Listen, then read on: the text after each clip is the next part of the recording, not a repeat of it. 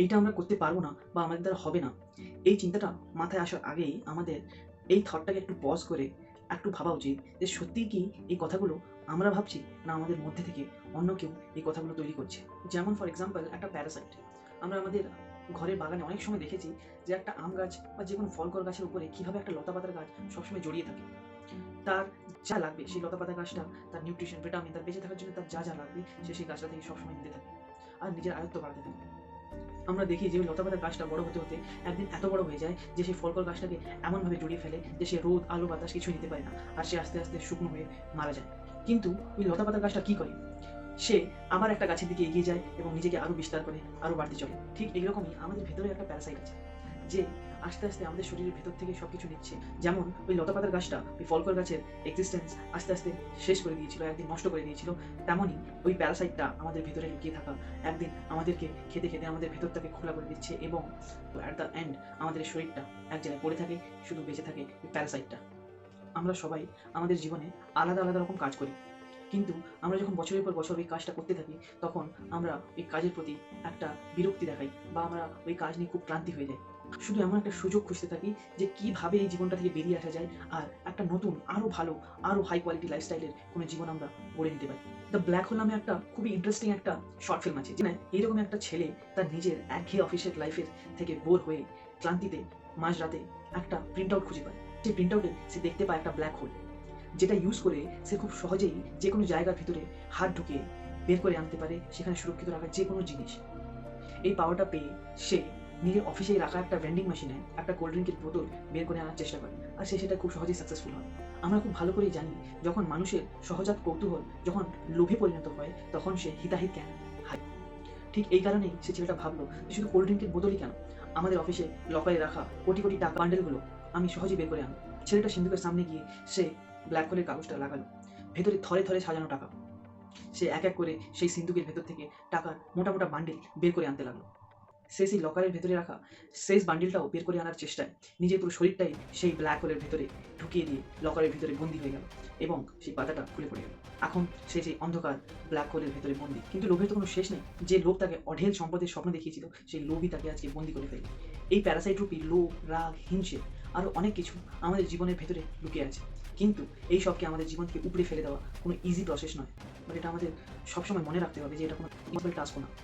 আমরা দেখেছি যে যেদিন আমরা বুঝতে পারি যে আমাদের ঘরের গাছের বাগানে কিভাবে একটা লতাপাতার গাছ আমাদের ফলকর একটা গাছকে নষ্ট করে ফেলছে, দিনে দিনে মেরে ফেলছে, যেদিন আমরা বুঝতে পারি সেই ফলকর গাছের আসল ইম্পর্টেন্সটা, যদিও সেই লতাপাতা গাছটা দেখতে অনেকটাই সুন্দর হোক পাই না কেন, কিন্তু আমরা সেই দিন গিয়ে সেই লতাপাতা গাছটাকে উপড়ে ফেলে ছাড়খাড় করে ফেলে দিই আর বাঁচিয়ে তুলি আবার নতুন করে ওই ফলকর গাছটাকে, শুরু করি আবার নতুন করে এই জীবনটাকে সাজিয়ে তুলি।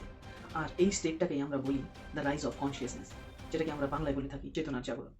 এই চেতনা আমাদের সবার ভিতরেই আছে। কি উচিত আর কি অনুচিত, আমাদের কি করা উচিত আর কি করা উচিত না, এর গাইডেন্স আমরা প্রত্যেক মোমেন্টে এর কাছ থেকে পেয়ে থাকি। কিন্তু আমাদের ব্যাড লাক যে আমরা 90% টাইম এই সাজেশনগুলো শুনতে পেয়েও আমরা ইগনোর করি আর মিস করি ওই ছোটো বড়ো অনেক অপরচুনিটিসগুলো, যেগুলোকে ইউজ করে আমরা লাইফে খুবই সহজে সাকসেসফুল হতে পারি। আমরা অনেকেই ভাবি যে আমরা লাইফে খুবই সাকসেসফুল বা সাকসেসফুল না, কিন্তু সত্যিই কি তাই? আমরা এই ম্যাটেরিয়াল ওয়ার্ল্ডে মেজরলি তিনটে জিনিস দিয়ে সাকসেসফুল হওয়ার ক্রাইটেরিয়া ডিসাইড করি, সে মানি, হেলথ অ্যান্ড টাইম। কিন্তু আমাদের কজনের কাছে এই তিনটে জিনিস একসাথে অ্যাভেলেবেল আছে? তাহলে আমরা কি সত্যিই সাকসেসফুল, না পুরো জীবনটাই অন্ধকার একটা মরিচিকার পেছনে দৌড়াচ্ছি? সাকসেসফুল হওয়ার জন্য যেটা খুবই জরুরি সেটা হচ্ছে যে আমরা আমাদের সারাউন্ডিংস, আমাদের আশেপাশের ব্যাপারে কতটা অ্যাওয়্যার, আমরা কতটা সচেতন, আমরা আমাদের স্টেট, আমাদের কান্ট্রি, আমাদের এই পুরো ওয়ার্ল্ডটাকে কতটা জানি, আমরা আমাদের নিজের ব্যাপারে কতটা জানি, আমরা কতটা কনসিয়াসলি আমাদের নিজেদের কাজগুলো করছি। এগুলোর জন্য আমাদের আগে জানতে হবে যে কনসিয়াসনেস বা চেতনা কী। যখন আমরা ফিজিক্যালি কোনো কাজ করতে করতে এমন একটা চিন্তা বা ভাবনায় হারিয়ে যাই যেটা শুরু আর শেষ আমরা কিছুই জানি না, সবার মধ্যে থেকেও সব কিছু দেখেও আমরা থাকি একটা অন্য দুনিয়ায়, ঠিক এইরকম একটা স্টেটকেই বলা যেতে পারে দ্য স্টেট অফ আনকনসিয়াসনেস, যেটাকে আমরা বাংলায় বলে থাকি অচেতনতা। আমরা ভাবি এটা আমার চিন্তা, এটা আমি ভাবছি, কিন্তু সত্যিই কি তাই? নাকি এটা আমাদের আশেপাশে থাকা আমাদের পরিবার, আমাদের নেইবার, আমাদের দেশ, আমাদের দুনিয়ার তৈরি করা এমন একটা জাল যেটা থেকে বেরিয়ে আসা নেক্সট টু ইম্পসিবল? একটা খুব সুন্দর টার্ম আছে যেটা হলো the cycle of destructive thoughts, যেটার মানে হলো আমাদের বর্তমান জীবন থেকে সরে গিয়ে আমাদের পাস্ট বা ফিউচারে কি হয়েছে বা কি হবে সেই চিন্তায় হারিয়ে যাওয়া। লাইফে সচেতন থাকা বা অ্যাওয়্যার থাকা আমাদের এই ডিস্ট্রাকটিভ থটসের লুপ থেকে খুব সহজেই বের করে আনতে পারে।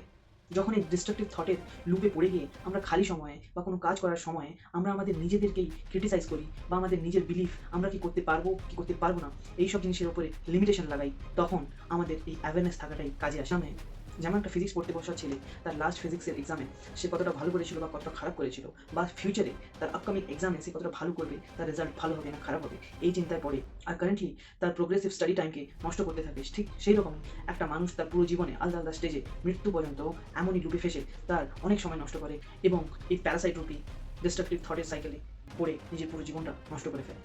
কনসিয়াসনেস বা চেতনার ব্যাপারে কথা বলার জন্য বা এর ব্যাপারে কিছু জানার জন্য আমাদের অনেক একটা লম্বা রাস্তা কভার করতে হবে, কিন্তু এই রাস্তায় এগিয়ে যাওয়ার জন্য যেটা খুবই ইম্পর্টেন্ট সেটা হলো আমাদের লাইফে যা যা জিনিস ইম্পর্টেন্ট সেগুলোর ব্যাপারে আমাদের কাছে সঠিক ইনফরমেশন এবং সেগুলোর ব্যাপারে আমাদের লাইফে যেন সঠিক অ্যাওয়ারনেস থাকে। অ্যাওয়ারনেস আমাদের মেন্টাল স্ট্রেংথ, আমাদের ফিজিক্যাল স্ট্রেংথ, আমাদের ক্যারেক্টার, আমাদের দেশ, আমাদের দুনিয়া, আমাদের পলিটিক্স, স্পিরিচুয়ালিটি এবং আরও অনেক কিছু যেটা সত্যি আমাদের লাইফে ম্যাটার করে। এমনকি কনসিয়াসনেসের রাস্তায় এগিয়ে যাওয়ার জন্য আমাদের সোশ্যাল এবং পার্সোনাল লাইফেও অত্যন্ত অ্যাওয়্যার থাকা খুবই জরুরি। আর এইসব ব্যাপারে খুব ডিটেলে জানার পর আমরা খুব সহজেই জানতে পারবো যে কীভাবে এই সব জিনিসগুলো আমাদের পার্সোনাল এবং প্রফেশনাল লাইফ দুটোই কন্ট্রোল করছে। সো নেক্সট ভিডিওতে আমরা জানবো এরকম আরও অনেক মাইন্ড ওপেনিং টপিক্সের ব্যাপারে আর এগিয়ে যাবো এই সচেতনতা এবং চেতনার লং জার্নি, কেননা এই জার্নিটাই হবে আমাদের বাংলার উন্নতি এবং আমাদের দেশের উন্নতি। নমস্কার।